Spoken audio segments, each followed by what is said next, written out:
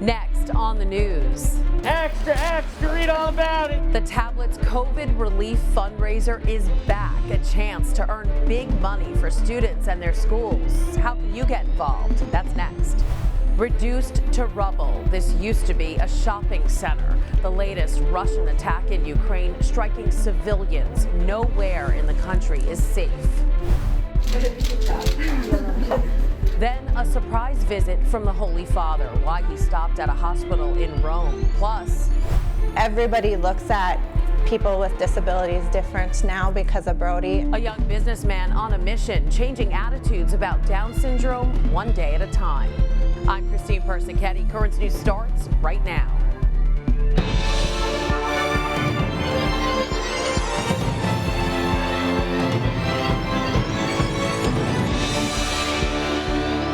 COVID cases may be dwindling, but some pandemic problems persist, especially when it comes to our wallets. DeSales Media Group, Net TV's parent company, wants to help, so the tablet's COVID relief fundraiser is back. And on Monday, students at nearly 40 schools across the Diocese of Brooklyn joined the big money competition. Right here, get your newspaper. Students in Catholic schools throughout the Diocese of Brooklyn are brushing up their sales pitches, getting ready to be paper boys and girls again. We just made a video elevator pitch. My mom sent it as a text message to all of the people we knew. For the second year, the tablet newspaper is holding its COVID relief fundraiser for Catholic schools. Extra, read all about it. Here's how it works. Students compete to sell the most subscriptions to the diocesan paper. Kids who sell at least 3 get paid $10 for each subscription they sell. Their schools get $5 for each. This year, high schools get to participate too. I'm gonna win. No, I'm gonna win. What are you talking about? I'm gonna win. Well, I have more friends. I'm gonna win. Yeah, but I know I'm better with the family. Bring on the sibling rivalry, because now there are even more incentives to sell the papers. The student who sells the most from today until April 29th gets $3,000. Noelle Pianoforte, a student at St. Athanasius Catholic Academy, won it last year after selling 48 subscriptions. I can't even explain how I'm feeling. I'm just so happy about it. $40,000 in total went to students and their schools last year. Monsignor David Casado, vicar for Catholic schools, told us it was a big relief, especially with all of the unexpected expenses related to COVID. Everybody today is struggling financially. I don't care who you are. Every church is struggling financially. Every school is struggling financially. And you know what they say? Every little bit helps. A little bit here, a little bit there pays a tuition. It keeps a school electric bill paid. If you don't know a student selling subscriptions, don't worry, you can still participate. Just go to thetablet.org/COVID relief fundraiser. There you can select the parish school of your choice. You can also extend your subscription if you're already a big fan of the tablet. Reduced to rubble, these buildings in Kyiv were homes. Now Ukrainian troops look for survivors in the same place families once sat around the dinner table. Russian troops have barely made any progress on the ground in the past couple of days, so instead they're taking to the skies, striking anything they possibly can. Monday morning they hit 4 schools, at least 6 homes, and a 10-story mall. By sunrise, that shopping center was a complete shell. Fred Pleitgen is there now. This area of Kyiv was hit overnight into Monday, and certainly the munition that was used here seems to be absolutely massive. If we go forward, what we can see over there is a mall and the parking lot of the mall, where you can clearly see a gigantic impact crater right in the middle of that parking lot. Also, there's buildings around it. That tall building absolutely destroyed in that entire mall complex. And the buildings around here, a lot of them were badly damaged as well. What we're hearing from the city council here in Kyiv is they say that so far they know of 8 people who have been killed in this explosion, and several buildings, of course, damaged, including a school and a kindergarten as well. What's not clear is what exactly the military objective of all of this may have been. There certainly doesn't seem to be any military infrastructure close to here, or at least we haven't seen any. And also, this appears to be very much a civilian area. One of the things that we found very remarkable here is we are currently on the 11th floor of a building that is, pretty far away from the explosion. But we found this piece of shrapnel. This piece of shrapnel, we did not find that here on the front of the building. This went through this entire apartment and was then found in the hallway. It went through the front door. And of course, this would have been extremely deadly for anybody who was in its path. The people who live here told us they bought this place about 3 months ago. It's a new building. Luckily, they weren't here when the explosion took place. But if we pan down, we can see the destruction that was brought by all of this. Obviously, a lot of glass that was broken, whole windows blown out, and of course anybody who would have been laying in this bed in the bedroom would have been in severe danger of massive injuries and possibly death, especially with so much shrapnel flying around. This is very much part of the current ongoing battle for Kiev. The U.S. and its allies say the Russians are not making much progress in that battle, and certainly increasingly using heavy weaponry that every once in a while certainly does land in civilian areas. That was Fred Pleitgen reporting. According to the United Nations, nearly 800 civilians have been killed in Ukraine since the invasion started 4 weeks ago. No one expected them to make it out alive. Coming up on Currents News, 71 children with disabilities evacuated to safety after spending 2 weeks in a basement hiding from Russian shelling. Too tiny to understand the meaning of war, but these orphans are already victims to its cruelty. A group of Russian elites reportedly have a plan for Putin. According to Ukrainian intelligence, people inside Russia are conspiring to overthrow their president. It could be poison, sudden illness, or an accident, but the elites supposedly already have a successor in mind who they hope will restore economic ties with the West. The Russian economy has been strangled by sanctions imposed by the U.S. and NATO. In the meantime, we are now learning the names of the 4 U.S. Marines that died in a helicopter crash during NATO military exercises in Norway Friday.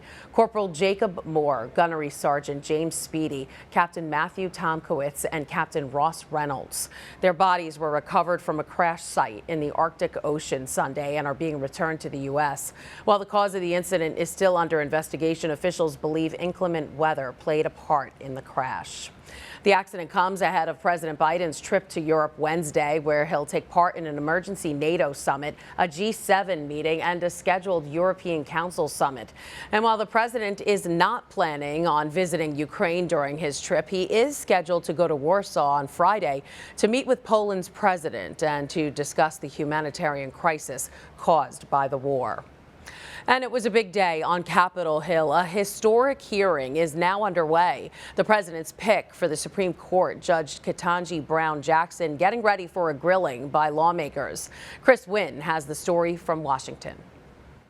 Ketanji Brown Jackson in the hot seat for the first day of confirmation hearings before the Senate Judiciary Committee. This hearing of the Senate Judiciary Committee will come to order. If confirmed, she'll become the first black woman to serve on our nation's highest court. You are living witness to the fact that in America, all is possible. Monday, offering a chance for President Joe Biden's Supreme Court pick to introduce herself to the panel, and an opportunity for all 22 members of the committee to deliver opening statements. Her nomination, pending a confirmation by the Senate, will bring us one step closer to having a Supreme Court that is more reflective of our nation. I am hoping that we can have a hearing that's respectful, that's informative, that's challenging. The real test will come Tuesday when questioning begins. Jackson is no stranger to the process, though. As a federal judge, this is her 4th time sitting before the committee. Democrats praising her extensive experience on the bench. If you were confirmed, you would be the first ever federal public defender to sit on the court. While Republicans look to grill Jackson about her judicial record. I want to know about your judicial philosophy, because people on the left, the far extreme part of the left, believe that you were the best bet. In Washington, Chris Wynn, Currents News. Catholic leaders are praying that in the coming days, Jackson will be questioned on her pro-abortion views. Later this year, the High Court is expected to decide on a long-awaited case that challenges Roe v. Wade. In a press release expressing concern over her nomination, the pro-life group, the Susan B. Anthony List, had this to say. Ketanji Brown Jackson is backed by many of America's most radical pro-abortion groups. She is on record opposing the free speech rights of pro-life advocates, pleading to save lives outside abortion centers and supporting the false claim that abortion is health care. Now to a new beginning for a parish in Queens. This weekend, the Bishop of Brooklyn installed a new pastor in Belrose.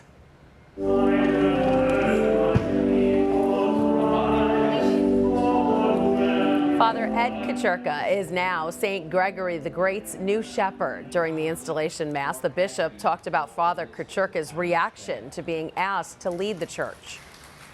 I said the great thing is that if I do come here, I'm only 5 minutes away from UBS Arena. He did know that, but more importantly, he said, if you need me, he knew my need, he knew your need. Bishop Brennan said he and Father Kaczurka were friends and classmates in the seminary. They were ordained a week apart. The installation is part of the healing process for parishioners there. The former pastor, Father John O'Connor, was removed from ministry when the Diocesan Review Board found evidence of sexual misconduct.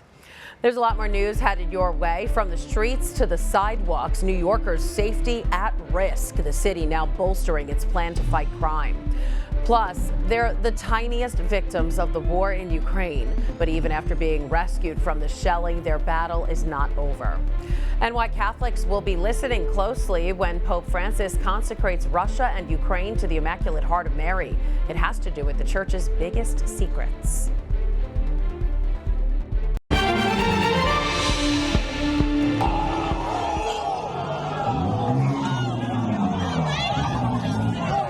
Madness in Manhattan, drift driving taking over the city streets this weekend, ending in disaster. The driver doing donuts hit a man and took off.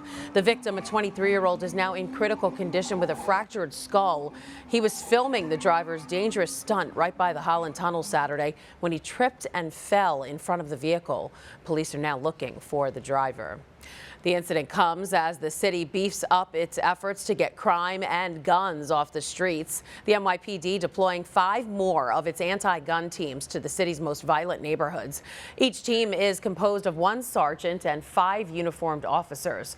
The move comes after crime erupted over the weekend. Cops reporting a total of 29 people shot in 24 separate incidents.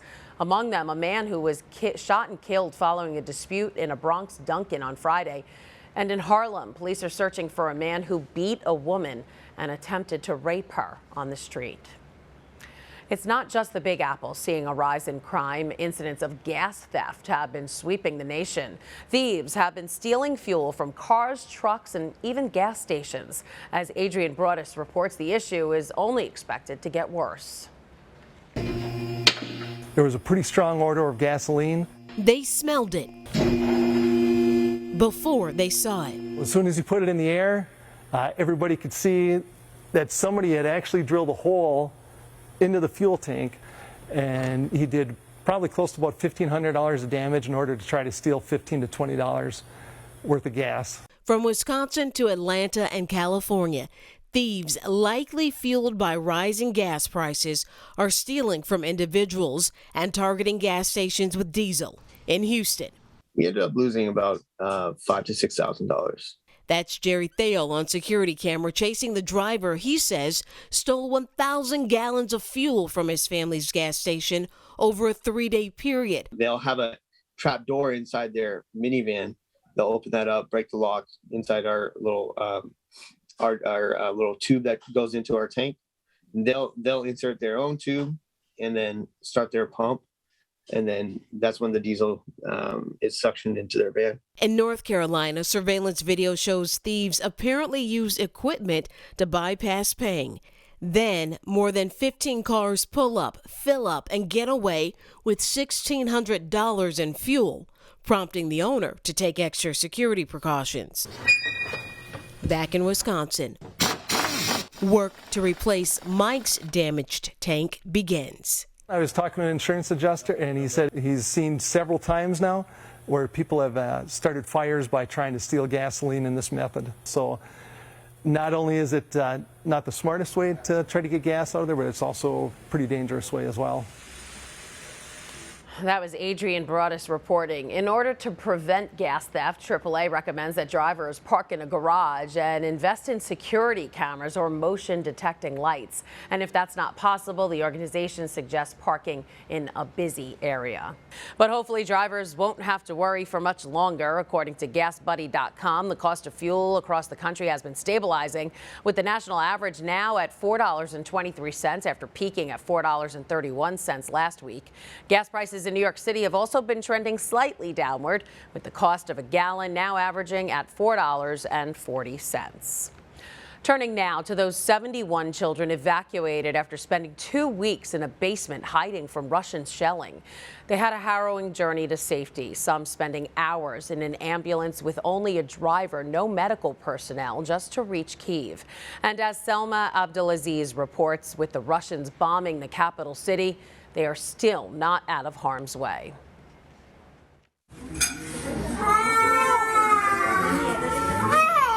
They are too tiny to understand the meaning of war, but these orphans are already victim to its cruelty. They are among the 71 children that were rescued from the hard-hit northern city of Sumy. Many are disabled, all under the age of 4, some requiring constant medical attention. These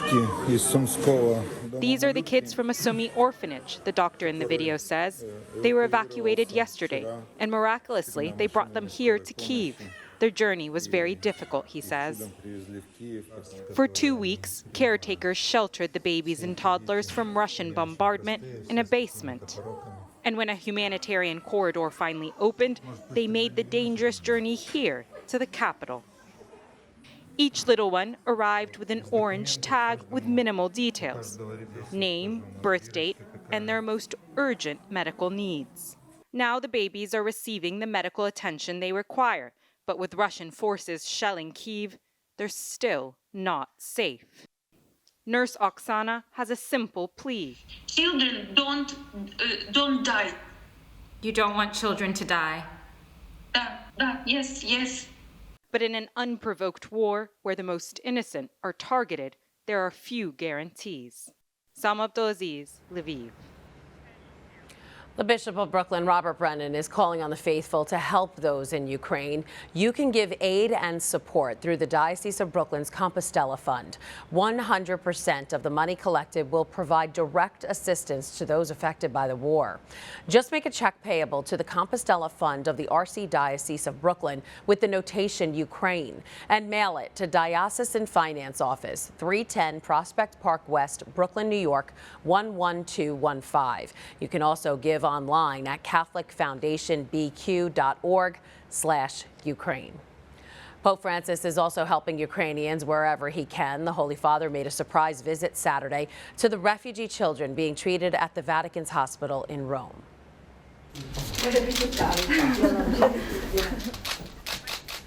The children are being treated for cancer, neurological diseases, and even serious blast wounds from the war. Pope Francis visited all 19 kids currently still admitted, giving each a set of rosaries he blessed. Bambino Gesù Hospital has taken in 50 Ukrainian children since the start of the Russian invasion. The Holy Father is also turning to the Blessed Mother. This Friday, he will consecrate Russia and Ukraine to the Immaculate Heart of Mary in an attempt to help end the conflict. But Catholics will be paying extra attention to this act of prayer, specifically to the exact wording the Holy Father chooses. As Robert Duncan reports, that's because of a prophecy decades ago and the 3 secrets of Fatima. According to the Vatican's translations of the Messages of Fatima, when Mary appeared to the 3 shepherd children in Fatima in 1917, she told them that, to prevent war and other tribulations, she would ask for the consecration of Russia to her Immaculate Heart. While many papal ceremonies and gestures have invoked the messages of Mary and Fatima, the date chosen for Pope Francis's act recalls St. John Paul II's act of consecration in 1984.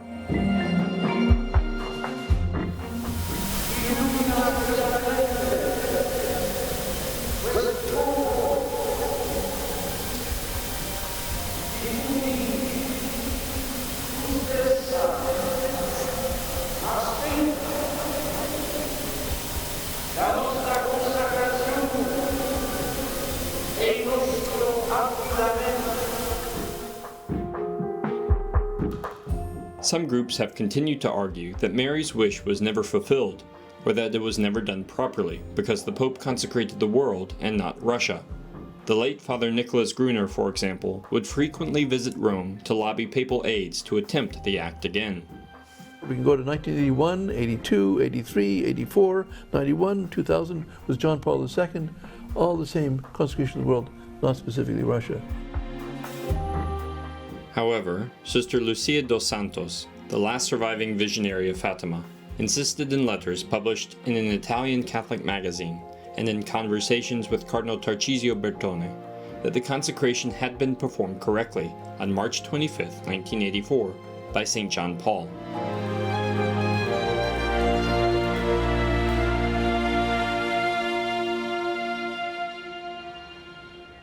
That was Robert Duncan reporting. The Pope has referenced Our Lady of Fatima many times during his pontificate. He visited the shrine in 2017. He canonized 2 of the shepherd children that same year, and in 2020, he encouraged Catholics to pray for Our Lady's intercession to end the pandemic. Still to come on Currents News, raising awareness for World Down Syndrome Day. A boy from North Dakota is showing the world what he's capable of, one business venture at a time.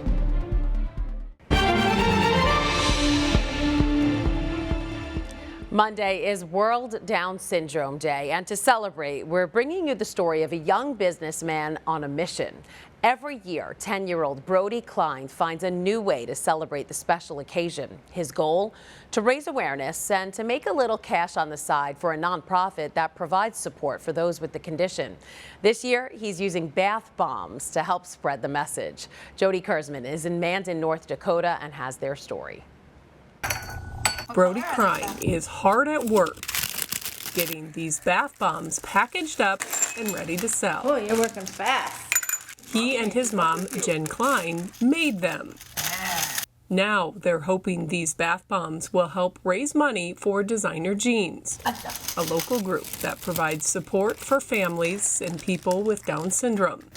They're also hoping their bath bombs might help raise awareness about Down syndrome, something Jen admits she knew nothing about when Brody was born 10 years ago. Back when Brody was born, I was naive. I knew nothing about Down syndrome. She quickly learned about the challenges and the rewards that come with raising a child with an extra chromosome. Every day he makes me smile. Brody has taught me so much how to be a better mom, how to be a better parent. I think he has brought awareness to our whole family. Everybody looks at people with disabilities different now because of Brody, and I mean, he just teaches us so much more every day. We learn from him. Lessons she hopes her son will continue teaching others. There we go. On the outside, he may look different, but inside he can do anything that he sets his mind to. Brody is ready to show the world what he's capable of, one bath bomb at a time. That was Jody Kurzman reporting, and you too can support Brody's business. He sells his bath bombs on Facebook. Just check out his page at Brody's Buddies Bath Bombs. They can cost about $1 to $2 and come in several scents and sizes. That's awesome. And that is Currents News. I'm Christine Persichetti. Thank you for joining us because we are putting your faith in the news. Hope to see you again next time.